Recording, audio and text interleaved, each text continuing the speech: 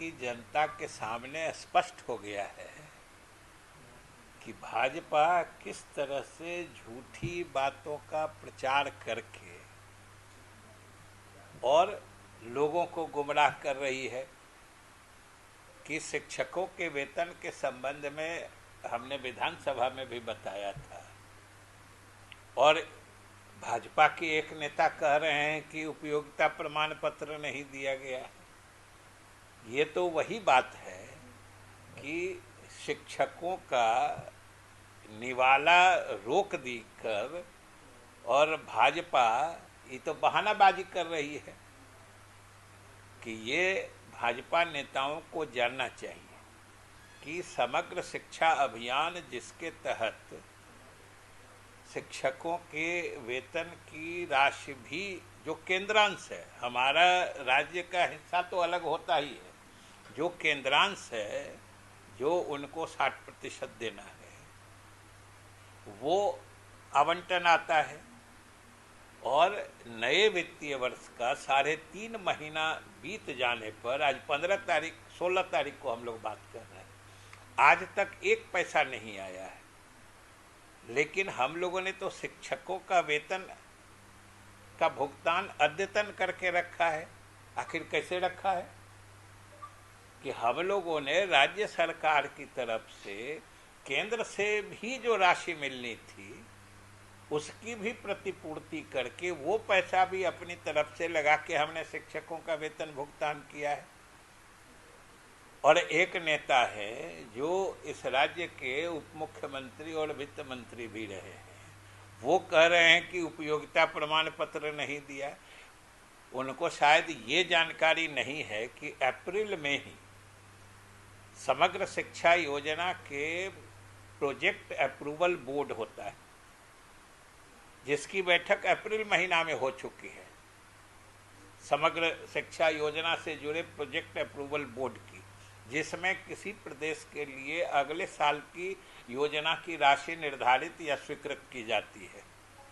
उस project approval board की बैठक अप्रैल में ही हो चुकी है और उसी में जितने चाहे उपयोगिता प्रमाण पत्र हो या जो भी आवश्यक कागजात थे, जो भी आवश्यक सूचनाएं थी, वो भारत सरकार को दी जा चुकी हैं, तभी अगले साल की योजना स्वीकृत होती है। और आज कह रहे हैं पैसा नहीं दिया है, तो एक तो ये बने उसका निवाला रोक रहे हैं और दूसरा बहानेबाजी क्या कर रहे हैं, राज्य सरकार पर झूठा तोहमत लगा रहे हैं कि हम लोगों ने तो उसी समय अप्रैल में ही दे दिया जिसके बाद हमारे योजना स्वीकृत हुई।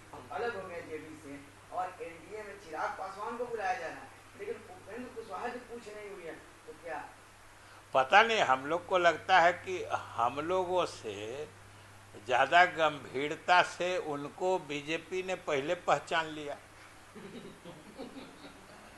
यूनिफॉर्म सिविल कोड की बात सामने आई है कि सरकार सब समर्थन नहीं करेगी, बिहार सरकार यूनिफॉर्म सिविल कोड को सपोर्ट नहीं करेगी। देखिए, बिहार सरकार और जनता दल यू, हमको लगता है गठबंधन के लगभग सभी पार्टियों का ये मानना है कि यूनिफॉर्म सिविल कोड लागू करने के लिए उपयुक्त माहौल अभी इस देश में नहीं है, इसलिए उसको अभी लागू करने की जरूरत नहीं है। वो इसलिए भी कि आप ही बताइए कि इसी सरकार ने, केंद्र सरकार ने, मोदी सरकार ने ही लॉ कमीशन को ये मामला जांच करने के लिए दिया था और अभी 2018 में इन्हीं के विधि आयोग ने, लॉ कमीशन ने रिपोर्ट दिया कि समान नागरिक संहिता यानी यूनिफॉर्म सिविल कोड लागू करने की न आवश्यकता है न ये वांछनीय है।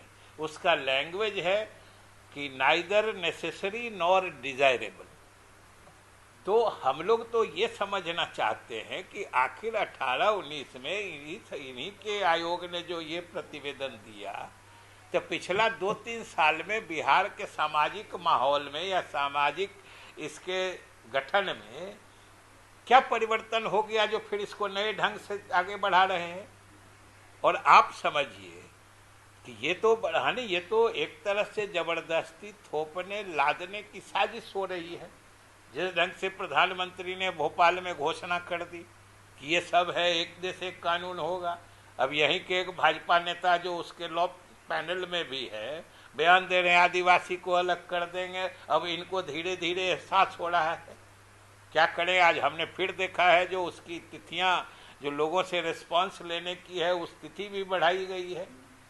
इसलिए ये तो सिर्फ इनको किसी चीज से मतलब नहीं है। अब चुनाव आने वाला है, उसके पहले फिर ये कोई इस तरह का सनसनीखेज मुद्दा देश में फैलाना चाहते हैं जिससे कि देश में सांप्रदायिक ध्रुवीकरण का माहौल बने।